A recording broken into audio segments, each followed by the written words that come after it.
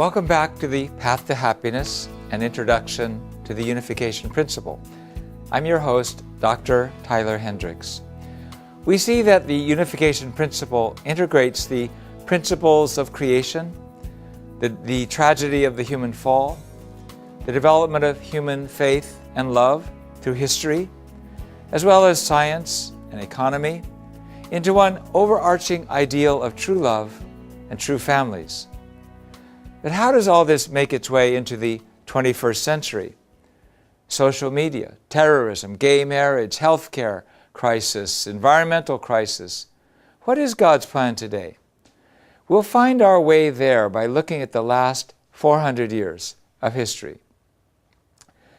According to the parallels, the period of preparation for the second advent of the Messiah covers a period of 400 years, extending from the time of Martin Luther's Reformation, beginning in 1517, until the First World War and the effort to build the League of Nations. Human history is the providence of restoration. Its purpose is to lay the foundation to receive the Messiah. This foundation signifies the process of separating from Satan's love, which is selfish love. This process begins with dividing myself into Abel on the heavenly side of true love and Cain on the satanic side of false love, and then setting up the conditions wherein Abel can bring Cain to want to change. Thus, human history is a process of separating good and evil, in which the Abel side must overcome the Cain side. It comes down to a struggle between good and evil, beginning in myself, extending to my family, my country, my religion, all the way to the world level. God divides good and evil and establishes the conditions wherein the good side can naturally win over the evil side through sacrificial love. We look at the struggle between Abraham's tribe and the neighboring tribes, or Moses' struggle between the Hebrews and the oppressive nation, or Jesus' struggle between the Jews and the oppressive empire. Central figures in each age made conditions through which the chosen people, chosen to sacrifice, could unite and win over the larger environment of Satan's domain. The dynamics began with Abel and Cain, whose traits and motives keep getting repeated on larger and larger levels. So we refer to these dynamics as Abel type and Cain type. This condition between the Abel type and the Cain type appears internally in the form of religion or ideology, as a struggle between Abel type and Cain type worldviews, and externally as wars between Abel type and Cain type forces. Now, God is not going to send His only begotten Son to an unprepared and violent world. He's going to prepare the environment first into an environment in which His Son can grow to achieve God's ideal. In Jesus' time, we see this as God's plan to establish the internal foundation, which we call Hebraism, centering upon the Jewish religion, and the external foundation, which we call Hellenism, centering upon the Greco-Roman civilization. First, God established the religious environment, both domestically and internationally, centered upon Judaism.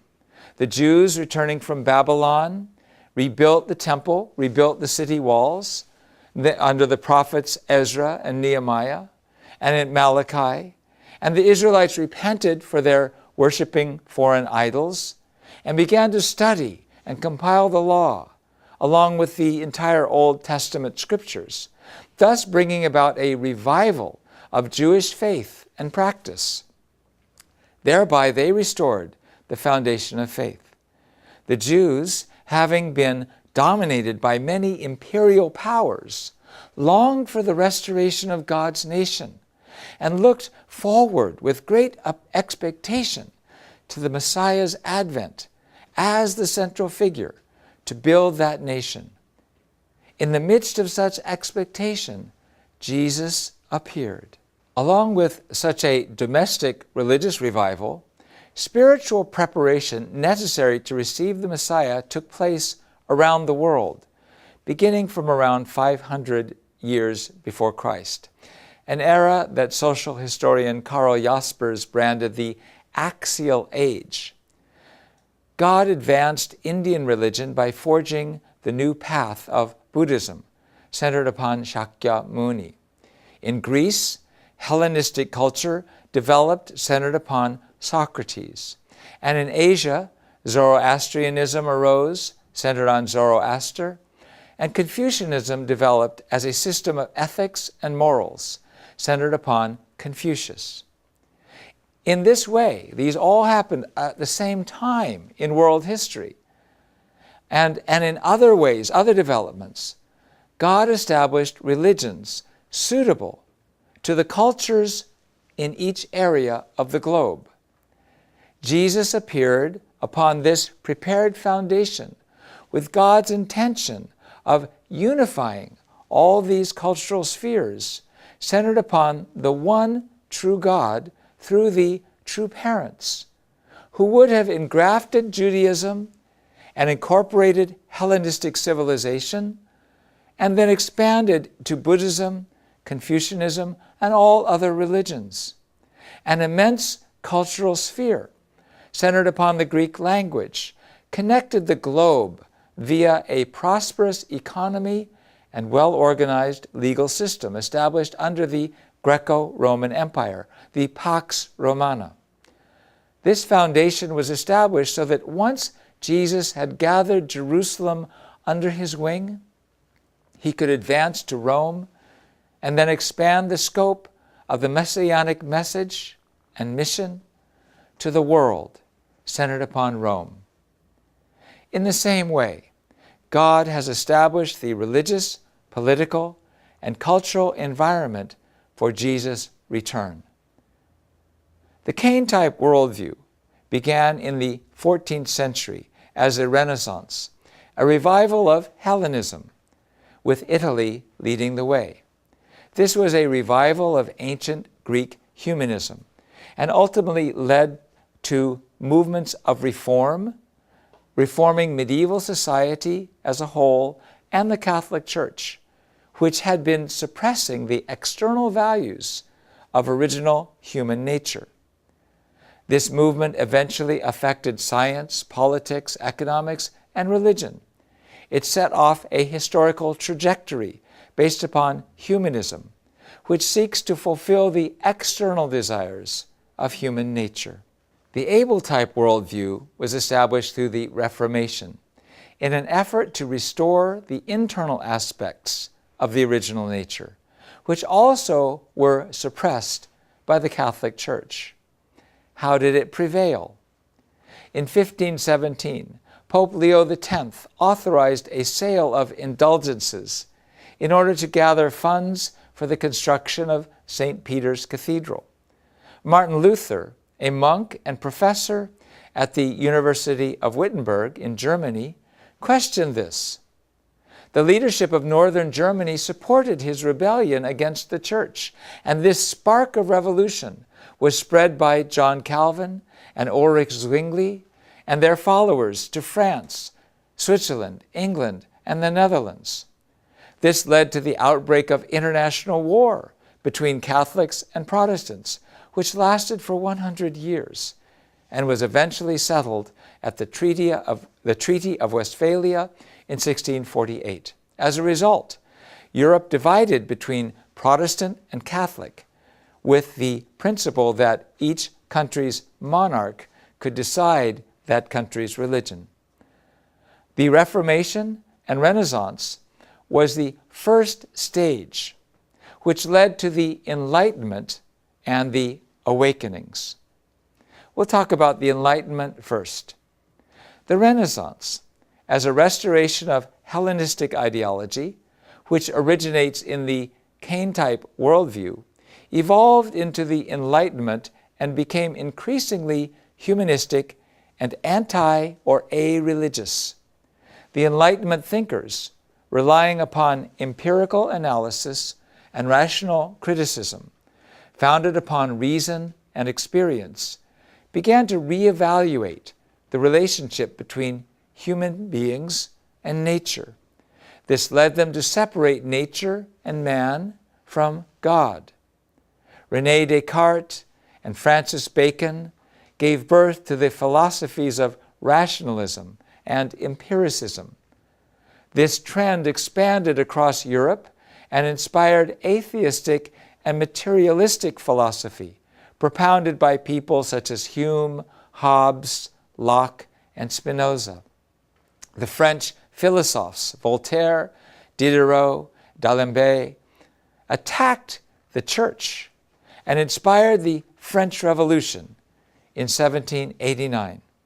This was a movement that sought to throw off the yoke of absolute monarchy in the name of democratic values such as freedom, equality, and fraternity, based upon pure reason. This was a Kane-type democracy that eliminated God. Following the Enlightenment, the Kane-type worldview evolved to its third stage with the emergence of left-wing thought. Materialists overturned Hegel's dialectical idealism and established dialectical materialism to support what became communist ideology, the dictatorship of the party. David Strauss began to criticize the miracles of the Bible as deceptions, while Ludwig Feuerbach claimed in The Essence of Christianity that religion is the product of socio-economic conditions. Karl Marx and Friedrich Engels advocated class struggle and violent revolution in pursuit of the ideal society. They said this is the law of history, and thereby perfected the Kane-type worldview that manifested in various so-called democratic people's republics, the communist bloc of the 20th century. However, even in the midst of this confusion and turmoil brought about by humanism and materialistic communism, those who maintained the Reformation's legacy grew strong. They expressed religious passion and sought the inner life. They placed value upon transcendental experience in seeking the direct meeting with God rather than the external forms of religion. Among those who pursued this were the Puritans, who experienced religious persecution under England's absolute monarchy, crossed the Atlantic to the New World of America in search of the freedom to exercise their faith, and by 1783 won the American War of Independence. They established a democracy founded upon Christian principles. Unlike the French Revolution, the American Revolution was fought centered upon a God-centered, Abel-type worldview in order to secure religious freedom. Therefore, we call it an Abel-type democracy. This religious faith and freedom is the foundation of all modern freedoms in politics and economy. Other Abel-type trends included Germany's Philip Spener, who advocated pietism, which was conservative and placed emphasis upon mystical experience. Germany's Conrad Grebel and Felix Manz pioneered the Baptist churches at the cost of their lives. England's John Wesley founded the Methodist denomination. George Fox started the Quaker movement, which emphasized the mystical oneness between man and Christ that comes through the Holy Spirit. Emanuel Swedenborg was a scientist who revealed much information concerning the spirit world. The Renaissance, which was a revival of Hellenism, led to humanism and the Enlightenment, the materialistic wing of which brought unleashed violence and the use of force to try to reform society. At the same time, the revival of Hebraism in the Reformation and Awakenings led the masses to long for God's nation and the returning Lord, while emphasizing direct personal experience of Christ, study of the Bible, and freedom of the church. The culmination of the struggle between the Cain and Abel type worldviews erupted externally as the First and Second World Wars. Ideologically, the First World War was a struggle between the Cain-type nations of Germany, Austria, and Turkey, all of which suppressed freedom of religion, and the Abel-type nations of England, America, and France, all of which allowed freedom of religion. Shortly thereafter, another struggle broke out between the Allies, led by America, England, and France on the Abel side, and the Axis powers, led by Germany, Italy, and Japan on the Cain side. This was the Second World War. In modern times, the world has advanced through politics, economics, culture, and science to create today's contemporary environment. The purpose of it all is everlasting: to receive the Messiah, Jesus, the Lord of the Second Advent. This is the achievement of the democratic political sphere based upon freedom of religion, which has spread across the globe at the time of the Second Advent. The Lord at His return will work with this democratic foundation rooted in Christian values to share heaven's will with the entire world. And so rapid progress in transportation and communications due to scientific and economic development has significantly reduced the gap between East and West and allowed languages and cultures to exchange globally. Thus, an environment has been established in which the Lord can rapidly expand the reach of His message and His love. This period in which the environment necessary to receive the Lord of the Second Advent is established is known as the period of preparation for the Messiah. Through it, we can once again glimpse the heart of God, who is our true parent.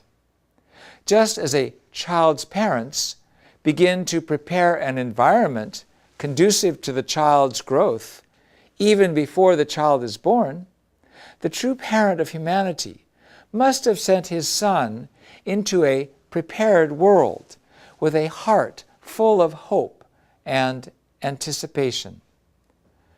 Christians believe that the Second Advent will bring about the last days and the end of history. As the most significant event in history, it is a great transitional period, including great turmoil and confusion, a great and terrible day. It will be a time in which catastrophes strike like bolts out of the blue. It is the time in which the final battle between good and evil is fought in order to prepare to meet the Lord of the Second Advent, resulting in good finally overcoming evil and the happiness the world has been long waiting for. This process will occur at the end of the period of preparation for the Lord's return over the course of not just 2, but 3 world wars. By knowing the principle, we can navigate these waters and help the time of salvation come soon. Our next sessions will make this very clear. Thanks for listening. See you next time.